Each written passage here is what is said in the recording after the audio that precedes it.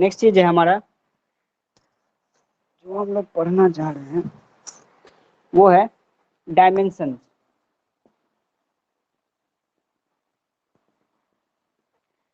Chapter का नाम है हमारा यूनिट एंड डायमेंशन,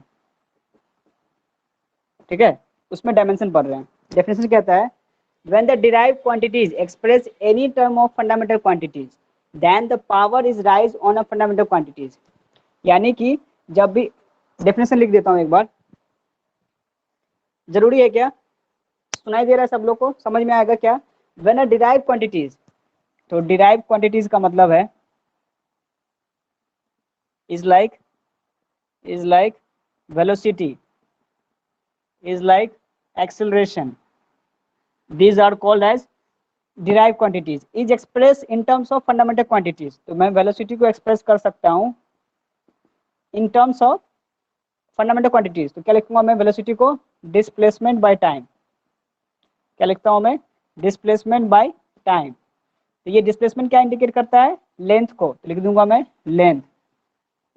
और टाइम क्या इंडिकेट करता है, सेकेंड्स में। तो हम लोग टाइम को सिर्फ टी ही बोले तो ज़्यादा ठीक है। तो बोलूंगा मैं ये डिस्प्लेसमेंट बाय टाइम जो है, ये दोनों के दोनों कैसे हैं, फंडामेंटल क्वांटिटीज हैं। तो मैं इसको डायमेंशन ही लिखना चाहता हूँ, तो क्या लिखूंगा, वेलोसिटी का डायमेंशन हो गया एल डिवाइड बाय टाइम है। तो टाइम को मैं ऊपर लिखना चाहता हूँ तो लिखूंगा t-1।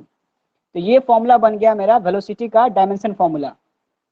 अब इसको डेफिनेशन में क्या बोला कि when the derived quantities is expressed in terms of fundamental quantities, displacement and time are fundamental quantities, then the power is raised, ये टेम्परेचर के पावर में ऊपर, ये टाइम है, टाइम को मैंने ऊपर ले गया तो उसको मैंने लिखा t-1।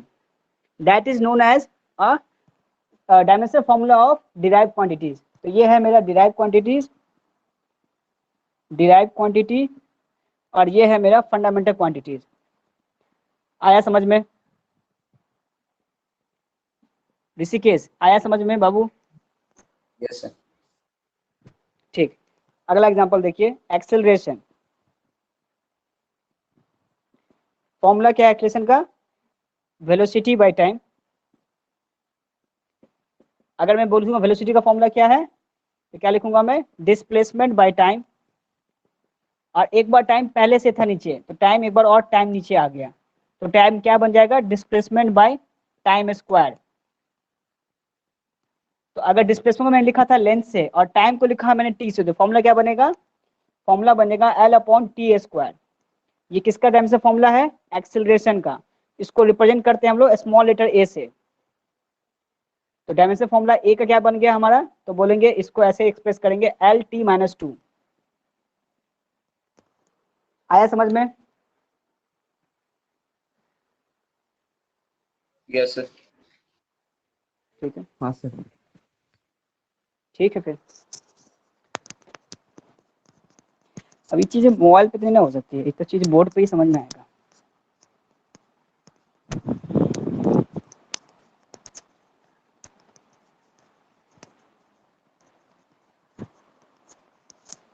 नेक्स्ट है डायमेंशन फॉर्मूला।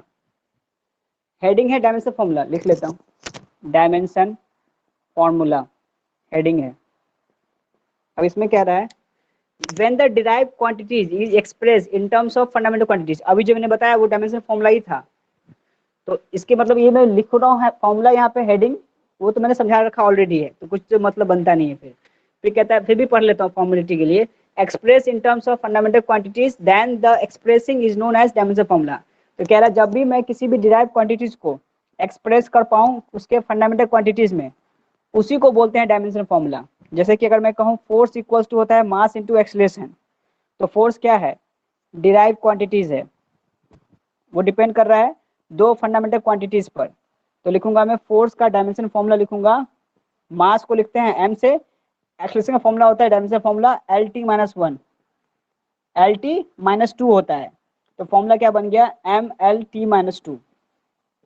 अब ये L/T-2 कैसे आया, मैंने लिखा था अभी 2 मिनट पहले, वही फॉर्मूला को मैंने वैल्यू पुट कर दिया यहाँ पे। तो मैं बोलूंगा फोर्स का डायमेंशन फॉर्मूला क्या है, तो बोलूंगा mL/T-2। आया समझ में? Yes sir. ठीक है, अगर पुष्पेंद्र कहीं कुछ डाउट हो तो पूछ लेना तराक से।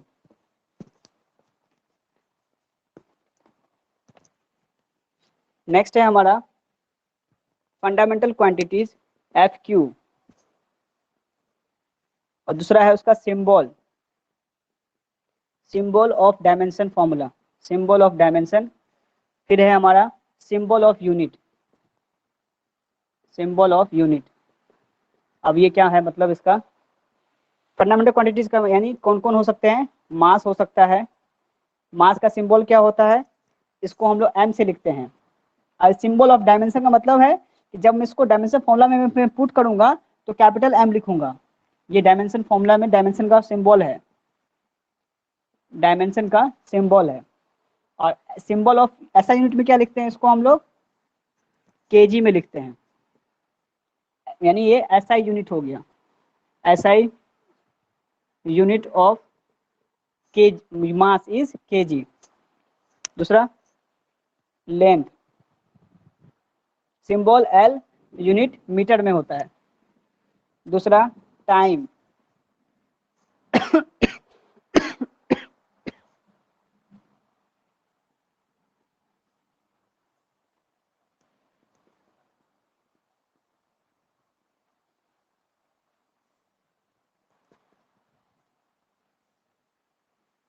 ठीक है।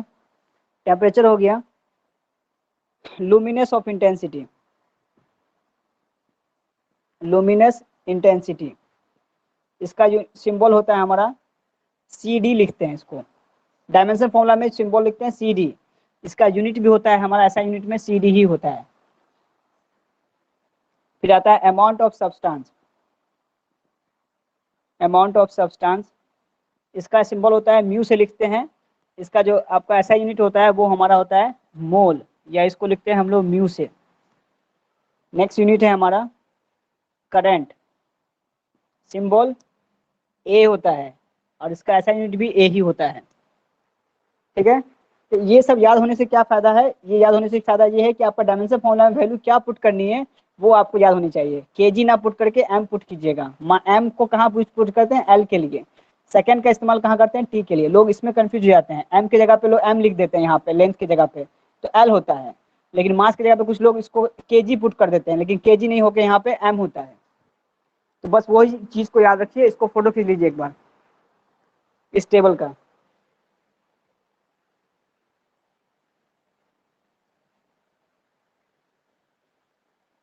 हो गया, Yes. ठीक।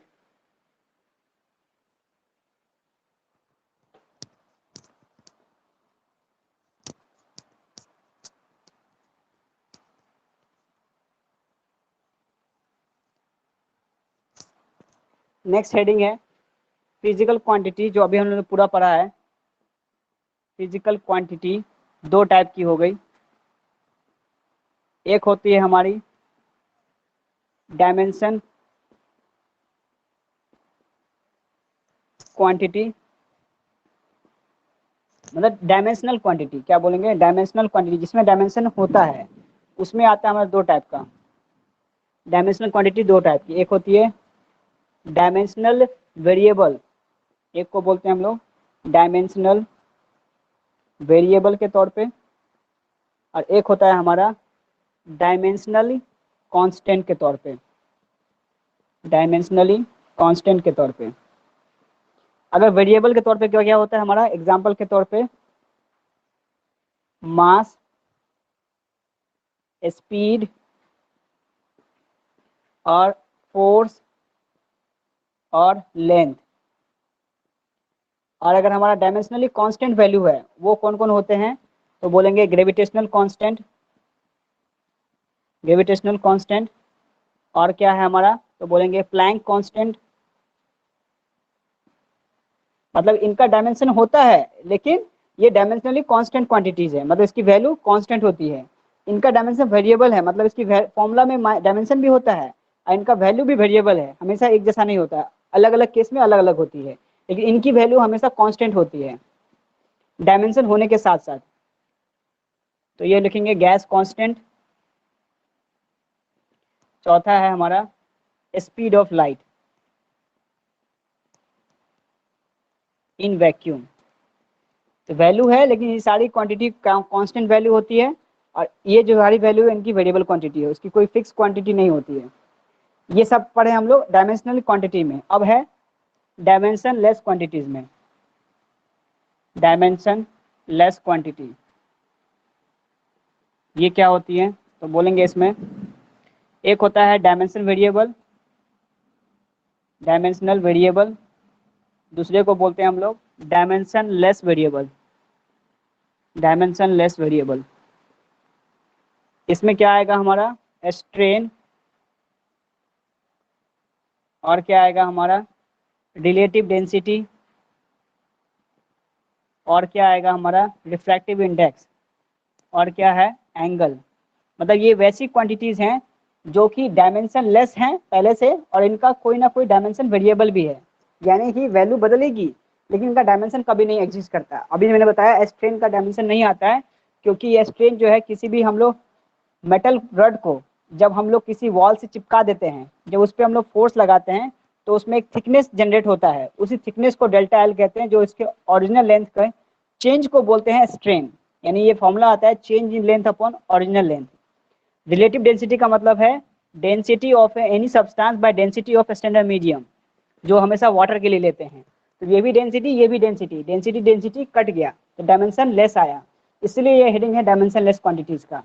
रिफ्रैक्टिव इंडेक्स, रिफ्रैक्टिव इंडेक्स को लिखते हैं हम लोग refractive index of a one medium by refractive index of a other medium.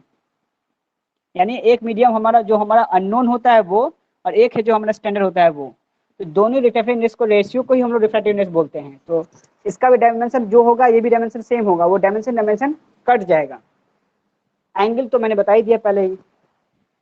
अब है डायमेंशन लेस वेरिएबल क्वांटिटीज में, वो कौन कौन है, जैसे कि नंबर ले लीजिए 1 2 3 डॉट डॉट डॉट, ये वैसे नंबर वेरिएबल के तौर पे इस्तेमाल होते हैं जो कि डायमेंशन लेस क्वांटिटीज हैं।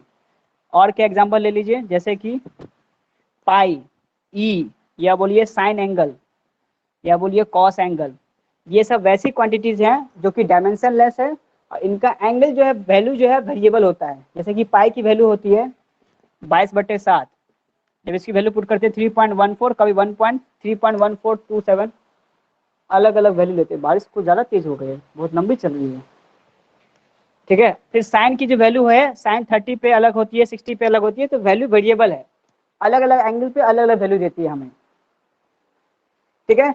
ये भी फ्लो चार्ट जरूरी है, और हम अपने इस चैनल पे आज डाल दूंगा। मैंने भी 2-3 वीडियो बना रखा है डायमेंशन फॉर्मूला के ऊपर में, इंटरेस्टिंग वीडियो है, अगर टाइम रहे तो उसको देखिएगा। इस चैनल पे डाल दूंगा आज मैं, यूट्यूब की वीडियोज़ हैं, उसको मैंने ही बना रखा है, इसी के ऊपर में डाल दूंगा वहाँ पे, ठीक है। इसको फोटो खींच लीजिए एक बार सब लोग।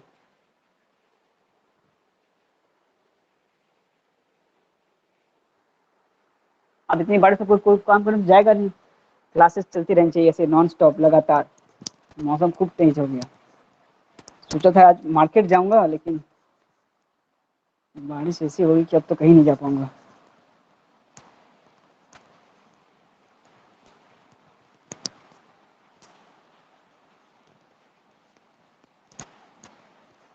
ठीक है, नेक्स्ट हेडिंग है हमारा प्रिंसिपल ऑफ होमोजेनिटी। क्या हेडिंग है, प्रिंसिपल ऑफ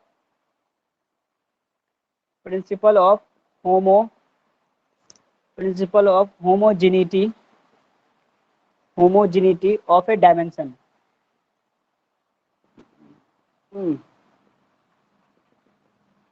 इसका क्या मतलब हुआ, देखते हैं। कहता है according to the principle of this quantity can be added or subtracted are having same dimension. ये कह रहा है कि प्रिंसिपल ऑफ होमोजेनिटी कहती है, पहला रूल नंबर 1, कि हम दो क्वांटिटी को तब हम ऐड कर सकते हैं जब उन दोनों क्वांटिटी का डायमेंशन ही एक जैसा हो। यानी कि अगर ये फोर्स का लिख रहा हूँ वैल्यू 2 न्यूटन, तो अगर मैं दूसरा वैल्यू यूज करना चाहता हूँ F = जैसे लिखा होगा ना 5 न्यूटन, तो दोनों को अगर हमको जोड़ना हो तो F टोटल लिखूंगा मैं, तो वो होगा 2 न्यूटन प्लस का 5 न्यूटन, तो हम लिखेंगे 7 न्यूटन के इक्वल। तो ये दो चीज़ आपस में तब जुड़ सकती है जब दोनों का यूनिट सेम हो, यानी दोनों का डायमेंशन भी सेम हो, तभी दोनों को जोड़ सकते हैं। ये बोलती है प्रिंसिपल ऑफ होमोजेनिटी। तो किसी के मन में उठ रहा होगा, नहीं सर हम तो कुछ और भी देखे हैं। तो जरा सोच के देखो कि कुछ और भी क्या क्या देखे हैं हम लोग। जैसे मान लो अगर हम एक्सप्रेशन लिखते हैं, फॉर्मूला क्या होता है एक्सप्रेशन का, ए इक्वल टू क्या लिखते हैं हम लोग, v minus u upon T पढ़ते हैं। ये हमने फॉर्मूला किसका पढ़ा है, एक्सेलरेशन का, जिसका सिंबल क्या होता है, a equal to v minus u upon t. तो हम हमेशा v minus u upon t ही क्यों लिखते हैं, इसके रीजन यही रीजन है यहाँ का, कि हम दो चीज को जोड़ या घटा तब सकते हैं जब दोनों का डायमेंशन सेम हो। यहाँ v जो है वो भी वेलोसिटी यानी स्पीड को इंडिकेट कर रहा है, और u जो है वो भी स्पीड को इंडिकेट कर रहा है। अगर यहाँ पे u कुछ और इंडिकेट करता है तो दोनों को हम लोग आपस में ऐसे नहीं लिख सकते। फिजिक्स बोलता है इस रूल को हम लोग छोड़ देते हैं। यानी कि अगर हम लोग एक और इक्वेशन एग्जांपल देता हूँ, जैसे मान लो s इक्वल टू हमने पढ़ रखा है ut प्लस का हाफ एटी स्क्वायर। तो जब तुम देखोगे s क्या है, डिस्प्लेसमेंट है, क्या है ये, डिस्प्लेसमेंट है।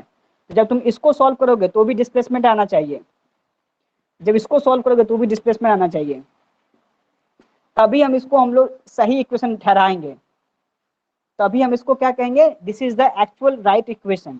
अगर ये सही नहीं होगा, अगर इनमें से कोई भी रूल फॉलो नहीं करेगा, मैं प्रूफ के लिए एगो चेक करके दिखाता हूँ। जैसे u इंटू टी का मतलब क्या है, u मतलब हो गया मेरा स्पीड और t हो गया मेरा टाइम। स्पीड का फॉर्मूला होता है डिस्टेंस अपॉन टाइम, सही है, और इनटू टाइम है तो मल्टीप्लाई कीजिए टाइम के साथ। तो क्या देखिएगा, टाइम से टाइम कट गया तो क्या बचा हमारे पास, डिस्टेंस बचा। तो शुरू किससे किया था मैंने, डिस्टेंस या डिस्प्लेसमेंट एक ही बात है, तो हम क्या निकल रहे हैं हम लोग, डिस्टेंस मिला हमें। तो हमें क्या चाहिए था, डिस्टेंस चाहिए था, तो ये u इंटू टी करने पर हमें डिस्टेंस ही मिल रहा है, यानी मेरा फॉर्मूला सही है। एक बार इसको प्रूफ करके चेक करो। तो 1/2 इंटू ए टी स्क्वायर है, ए क्या है यहाँ पे, एक्सेलरेशन होता है, इसको लिखते हैं हम लोग लेंथ बाई टाइम स्क्वायर, लिखते हैं ना, क्या लिखते हैं एक्सेलरेशन को, क्या लिखते हैं हम लोग, वेलोसिटी पर यूनिट टाइम, और डिवाइड बाई टाइम भी होता है। मतलब इस बात में किसी को कोई प्रॉब्लम है, acceleration equals to length by time होता है, तो कोई ऐसा है जिसको दिक्कत है इस बात पे, नहीं सर। ठीक है। अब यहाँ पे टी स्क्वायर है, तो टी स्क्वायर फिर मल्टीप्लाई मतलब टाइम का स्क्वायर हो गया, तो टाइम स्क्वायर और टाइम स्क्वायर कट गया, फिर भी क्या मिला मुझे, लेंथ मिला। तो यहाँ भी लेंथ मिल रहा है, यानी ये भी क्या है, लेंथ का इक्वेशन का सेटिस्फाई कर रहा है, ये भी हमें लेंथ दिखला रहा है और ये भी लेंथ दिखला रहा है। इसका मतलब दो क्वांटिटी आपस में तब जुड़ सकती है जब दोनों का डायमेंशन सेम हो। इसी को बोलते हैं प्रिंसिपल ऑफ होमोजेनिटी का पहला नियम। आया समझ में, Yes. पुष्पेंद्र आया, आ गया, वेरी गुड। हाँ सर।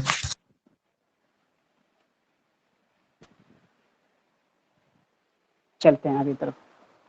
रूल नंबर 2,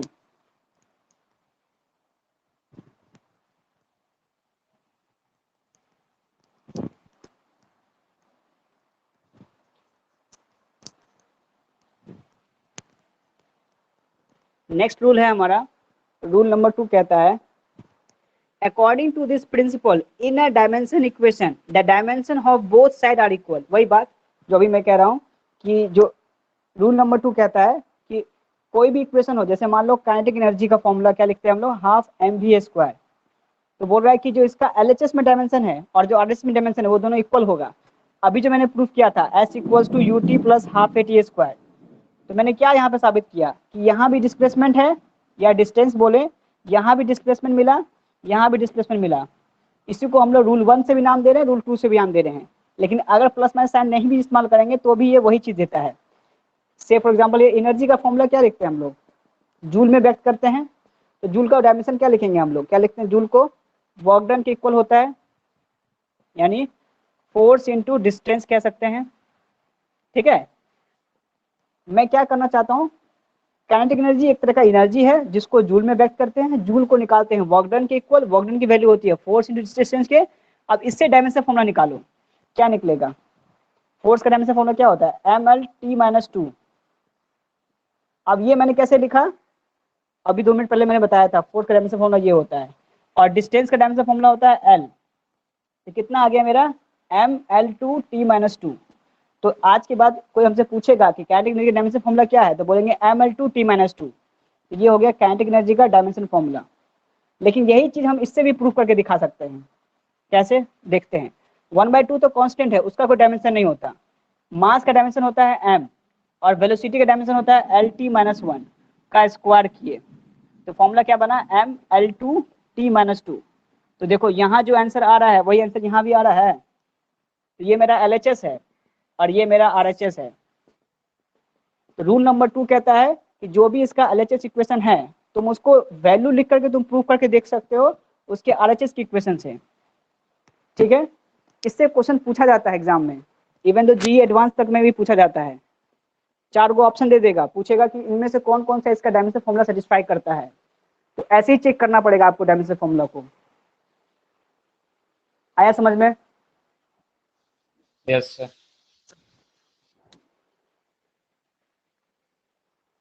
ठीक है, आगे बढ़ते हैं। तो ये दोनों रूल इंपॉर्टेंट है, जो मैंने दोनों बताया है काफी इंपॉर्टेंट है।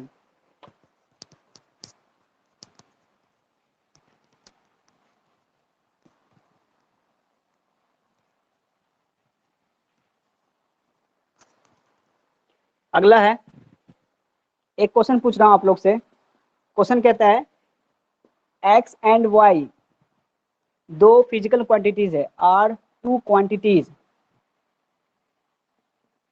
Of same dimension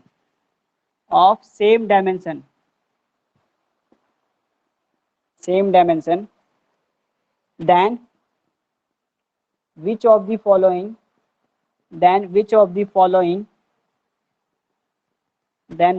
following quantities which of the following operation are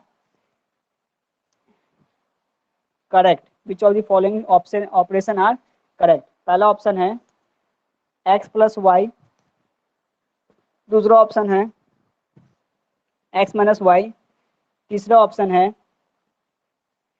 x into Y, चौथा ऑप्शन है x बाई वाई, पांचवा ऑप्शन है log x अपॉन वाई, छठा ऑप्शन है e टू द पावर में minus X by Y, seventh है all of these.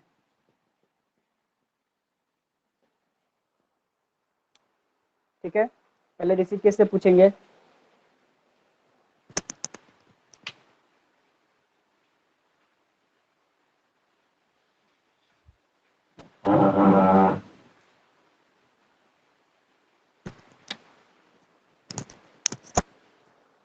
हाँ बोलिए ऋषिकेश। क्वेश्चन सामने लिखा हुआ है।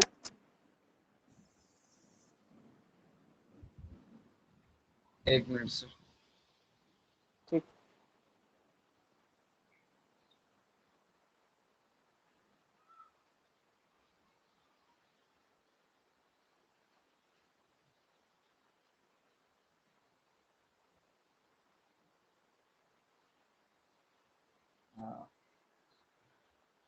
सर इसका थर्ड ऑप्शन हो सकता है। सर थर्ड ऑप्शन हो सकता है क्योंकि यहाँ पे फ्लैश लाइट तो चमक रहा है सर, हमको साफ दिख नहीं रहा है सर। अब थोड़ा स्लाइड कर दीजिए इसको। अब देखो थर्ड ऑप्शन दिख रहा है, अभी भी थर्ड ऑप्शन लग रहा है कि वो होगा।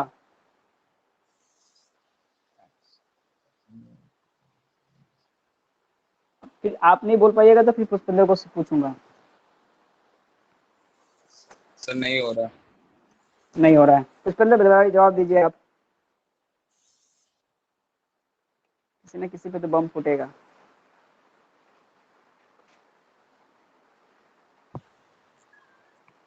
कोई आइडिया? पुष्पेंद्र के पास भी कोई आइडिया नहीं लग रहा है, चुपचाप माइक खोल के बैठा हुआ है। फिर बोलना चाहते तो बोल दो, हमने फिर हम तो शुरू हो ही जाएंगे। Sir first. सर फर्स्ट, ये ऑप्शन तो सही है सर। अगर डायमेंशन फॉर्मूला दोनों का सेम है ये बात तो सही है। क्या ये गलत कैसे है? ये मैंने थोड़ी ना कहा है कि केवल s equal to u t plus half a t square ही होता है। s equal to u t plus minus half g t square भी तो होता है। जब कोई पार्टिकल अंडर ग्रेविटी में जब फॉल करती फर्स्ट है एंड सेकंड। तो एक्शन। अब फिर फर्स्ट और सेकंड, अब मैं बोलूं कि सर फोर्स इक्वल टू होता है मास, सॉरी क्या बोल रहा हूँ, डेंसिटी इक्वल टू होता है मास बाय वॉल्यूम होता है। तो क्या ये फॉर्मूला गलत है कि सही है? अगर तुम बोल रहा है सर फर्स्ट और सेकेंड सही है, ये दोनों गलत है, तो ये फॉर्मूला गलत होना चाहिए फिर तो। ये भी सही है, ये भी सही है, ये भी सही है, ये भी सही है, ये भी सही है, ऑल ऑफ दीज है, इसमें कोई गलत नहीं है। लास्ट ऑप्शन ऑल ऑफ अगर दिस। दोनों का, हाँ ऑल ऑफ दीज है, यानी कि अगर दोनों का डायमेंशन फॉर्मूला सेम है तो आप उसको चाहे घटाइए, प्लस कीजिए, या मल्टीप्लाई कीजिए, या डिवाइड कीजिए, उसको किसी चीज से आपत्ति नहीं है। इवन तो अगर लॉग के अंदर में भी रखते हैं तो वैल्यू तो कटेगी ना। जैसे कि लॉग के अंदर में लिख लो, मान लो 5 मीटर लेंथ है, 10 मीटर लेंथ है, तो लेंथ तो लेंथ कट गया भाई, 5 टू 10 कट गया, तो वैल्यू तो निकलेगी ही निकलेगी। अब ठनका आवाज आएगा। अब e to the power minus X by Y है, वो भी पॉसिबल है, कहीं कोई रिस्ट्रिक्शन नहीं है हमारे पास, डायमेंशन को लेकर कोई रिस्ट्रिक्शन नहीं है। ठीक है, आंसर हमारा आ गया है ऑल ऑफ दिस। ये सारे फॉर्मूला सही है क्योंकि ये सारे फॉर्मूला हमने प्रैक्टिकली यूज किया है। ये फॉर्मूला हुआ, और भी कई सारे हैं। स्ट्रेस इक्वल्स टू फॉर्मूला होता है फोर्स बाई एरिया, ये भी फॉर्मूला हमने पढ़ा है। ये सब प्रूफ इसी सब से तो आए हैं। तो ये थोड़ा बोनस क्वेश्चन था, जो लोग को डर लग रहा था हो जा रहा था। चलते अगले क्वेश्चन की तरफ। जो मैंने नोट्स दिया है उसी नोट्स में ये सब क्वेश्चंस हैं, टाइम मिलेगा तो पढ़िएगा उसको। सो नोट्स अपलोडेड है? हाँ आज अपलोड किया था 2 o'clock में, चैनल पे चेक कीजिएगा, आया होगा मैसेज शायद। क्वेश्चन नंबर 2 कहता है X and Y are quantities are different, गजब गजब ठनका आवाज आएगा, different dimension, then which of the following, then which of the option are incorrect, are which of the following option are, which of the following option are correct, हाँ which of the following option are correct। अब कह रहा है दोनों quantities are different है, यानी कि अगर ये x इंडिकेट करता है लेंथ को तो y इंडिकेट करता है मास को, अगर ये इंडिकेट करता है लेंथ को तो ये इंडिकेट करता है टाइम को, दोनों एक जैसा नहीं है। अब तो ऑप्शन दे रखा है x plus Y, X minus Y, तीसरा बोलता है x इंटू वाई, चौथा ऑप्शन कहता है x बाई वाई, पांचवा ऑप्शन कहता है x बाई वाई, छठा ऑप्शन कहता है e टू द पावर में x बाई वाई। मतलब मेरे ये 6 ऑप्शन लिखने का मकसद ये है कि इनमें से कौन कौन सा फॉर्मूला पॉसिबल है जब x किसी लेंथ को इंडिकेट करे, y किसी मास को इंडिकेट करे। फिजिकल क्वांटिटी का मतलब है कोई एक क्वांटिटी को रिप्रेजेंट कर रहा है x और y, तो कौन कौन सा फॉर्मूला पॉसिबल है बोलो। सेगमेंट क्वेश्चन फिर से एक बार रिपीट कीजिए ना। मैंने कहा क्वेश्चन कह रहा है x and y are the 2 quantities, ये कोई सा 2 क्वांटिटीज है जहां x किसी एक क्वांटिटी को रिप्रेजेंट करता है। जैसे मान लो फोर्स को, फोर्स नहीं, फोर्स डिराइव क्वांटिटी हो गया, मास को ले लो या लेंथ को ले लो, और y जो है हमारा मान लीजिए मास को इंडिकेट करता है। ये दो ऐसे फिजिकल क्वांटिटीज हैं जो कि डिफरेंट हैं, डिफरेंट डायमेंशन रखते हैं। तो बताइए उनका आपस में कौन सा रिलेशन सेटिस्फाई कर सकता है। अच्छा डायमेंशन कह दिया है, इसका मतलब वो डिराइव क्वांटिटी भी हो सकते हैं।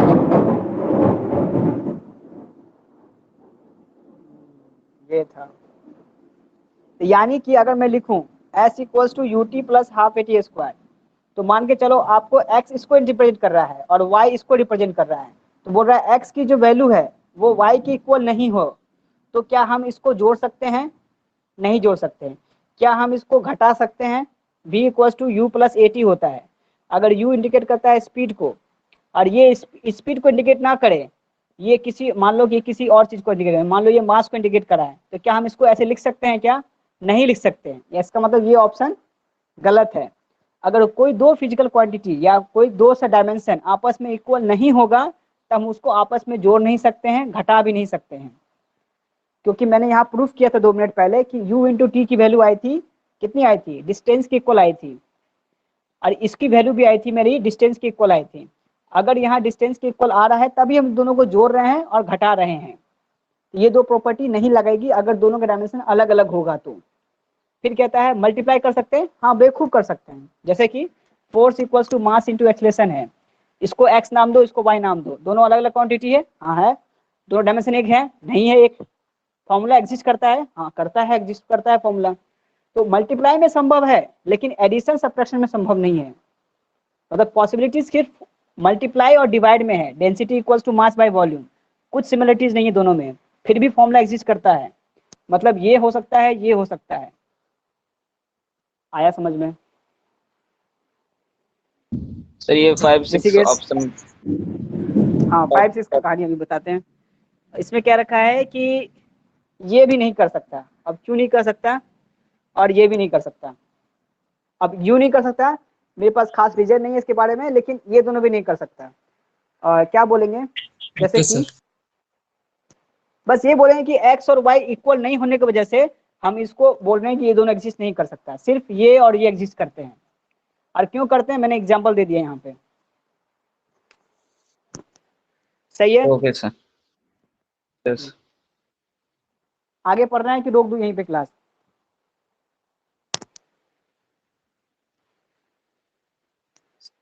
सर, थोड़ा आगे ऋषिकेश? रोक बढ़ाइए। दीजिए सर। देखिए, एक बोल रहा रोक दीजिए, एक बोल रहा पढ़ाइए सर। पुष्पेंद्र को कोई काम आ, क्लास है अच्छा मतलब सर। इंटरनेट खत्म, उसका क्लास है पुष्पेंद्र का। ठीक है सर, पुष्पेंद्र, 2 ठीक है, एमबी रोक देता बाकी हूँ है। मैं। ठीक है, कोई सर बात नहीं रहने दे, पुष्पेंद्र, रहने दे। अगर रहने दें, यस सर, रहने दे। मतलब रोक, हाँ तो रहने देगा, मतलब रोक देने का बात थोड़ी है सब।